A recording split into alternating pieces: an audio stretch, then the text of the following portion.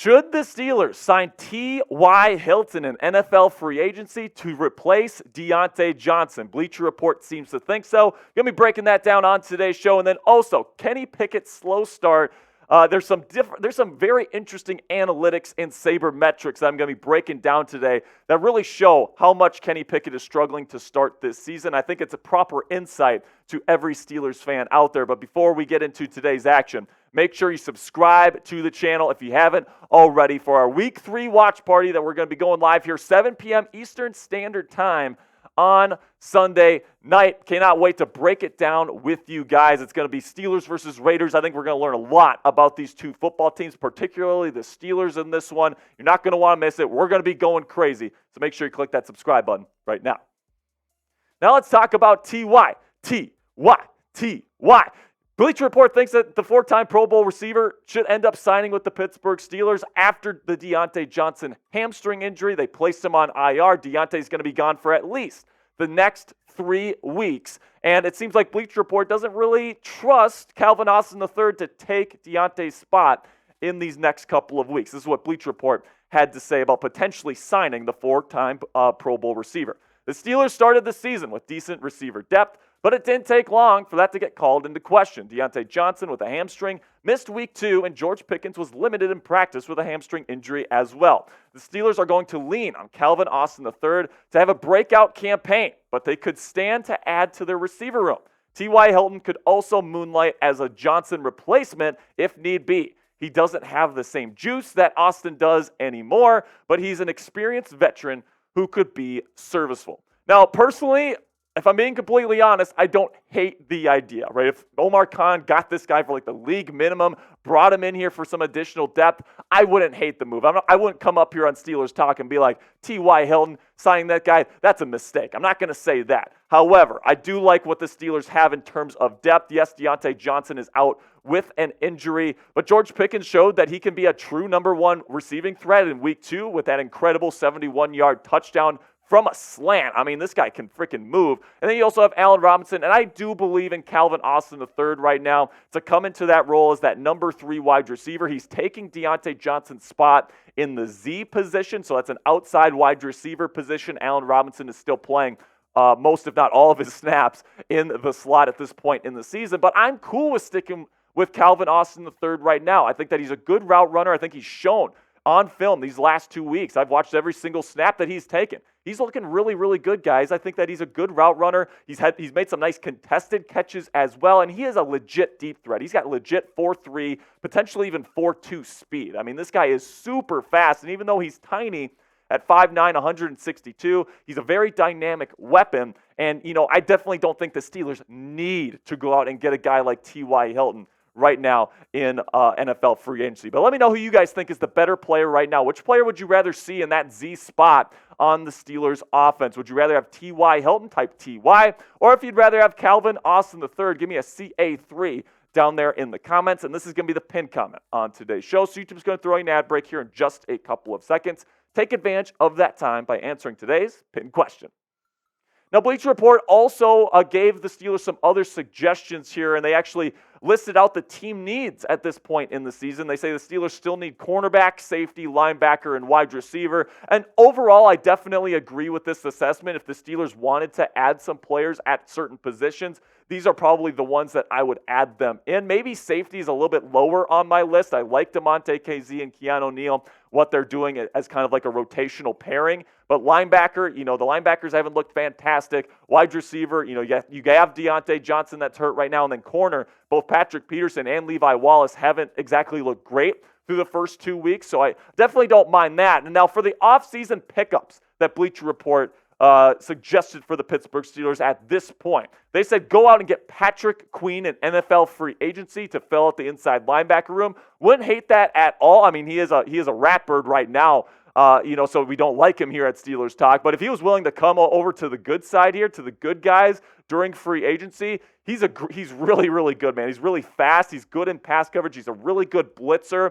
And it doesn't look like Baltimore is going to pay him the money based on Roquan Smith's large contract. So if he wants to get some revenge on those Ratbirds in the future, he could come to the Pittsburgh Steelers. And then the NFL Draft 2024. Right now, Bleacher Report suggests the Steelers to take Kool-Aid McKinstry, one of the best names in college sports right now, maybe ever. I love that name, man. I would love to say Kool-Aid makes the interception here on Steelers Talk for the next 10 years. He's a corner from Alabama. Make sure you keep your eye on him. It's way, way early to be talking about this stuff, but hey, I just wanted to let you know what Bleacher Report had to say. Now, before I get into the rest of today's news and rumors, we're going to be talking about Kenny Pickett here in just a second. Let's have a word from our sponsor at OddsR. Today's Steelers Talk video is brought to you by our brand new sponsor, OddsR. Go to oddsr.com/NFL Daily to start with a 30-day free trial. If you've ever wished that you could navigate the betting field with the confidence of a pro, then OddsR is perfect for you. They're not a sports book, but they're the sports betting advisor you've always needed. It's like having a playbook for smarter bets right in your pocket. I've been absolutely loving the experience so far, and I think you will too, especially since Steelers Talk listeners get a 30-day free trial. Elevate your game today and join the smart betting revolution. Go get it at oddsr.com/NFL Daily. That's oddsr.com/NFL Daily. Now let's see how this kind of works, okay? So this is what you're going to see when you go into the Pittsburgh Steelers versus the Las Vegas Raiders game this weekend, for example, when you go to the OddsR app. And what this does here is it gives you a red light, a yellow light, or a green light. Red means do not bet. It's not a good value based on the AI, based on the trends, based on everything going around in the NFL right now. Yellow is you could do it if you feel strongly about it, but it's not a great value. But if it's green, like the over-under here, 43 points on this football game, here it's telling you to take the over. It says it's a green value. It's a great value. Got to get it. You cannot miss that value. It's absolutely fantastic, guys. So if you want that 30-day free trial for this incredible AI experience with sports betting, if you want to start making more money with your sports betting apps today, go to oddsr.com/NFL Daily for a 30-day free trial right now. When it comes to Kenny Pickett in these first two games of the season, if you've just watched the games, it's no secret that Kenny has struggled here through the first 2 weeks. But I think when you look at the sabermetrics and the analytics, the stuff that I really look at along with the film, personally, I'm somebody that's not really a 100% numbers guy, and I'm not a 100% film guy. I'm somebody that likes to look at the film. I'm somebody that likes to look at the numbers and really see if they coincide and see what I can take from the trends. Now, when it comes to the numbers, Kenny Pickett has looked absolutely abysmal to this point. You look at the points above replacement value here, which is one of the top stats that NFL front offices use to determine the value of players. Negative 13.5 points for the first two games. That is dead last in the National Football League. That's even worse than Zach Wilson, by the way. Then you get to expected points added, another big sabermetric that front offices use to determine the value of players. Negative 30.93, which is also dead last in the National Football League through two games. Not good enough there. Then when it comes to straight up the accuracy, we've looked at the value. Now let's look at the accuracy. The on-target percentage, which is the percent of passes that are perfectly on target, 69%, Coop. Nice. 26th in the National Football League. However, the catchable percentage, the balls that are just in the vicinity of the wide receiver, 74.6. Last in the National Football League. Which, of course, if you take the other side of the coin there, the uncatchable percentage, over 25% of Kenny Pickett's throws are deemed uncatchable by the people that collect these kinds of stats. Almost over a quarter of his passes uncatchable to this point in the season. That's absolutely atrocious numbers there by the starting quarterback that we all expected to take that second-year leap, and it just hasn't happened yet. Now that we've gone over all the stats that aren't good right now, we all acknowledge that. There is still time to turn this thing around, right? The Browns and 49ers defenses are among the best in the National Football League.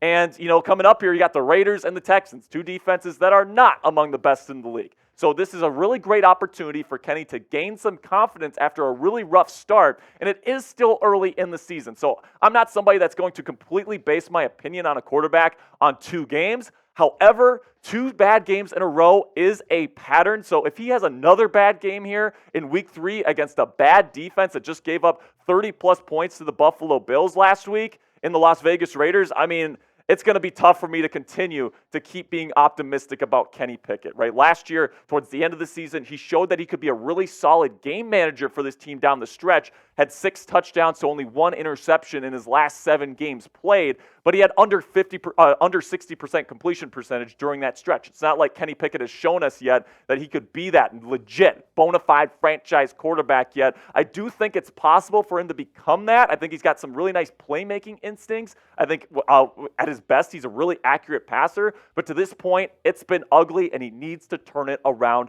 fast. Now, predict it for me down there in the comments section. Is Kenny Pickett a bust right now? Let me know down there in the comments by typing yes or by typing no. For me personally, I'm going to say no right now. I'm not completely sold on Kenny Pickett being a bust. It's very possible that he's a bust. I'd say it's probably more than likely that he's a bust at this point. But am I completely shutting the door on Kenny Pickett proving himself this season?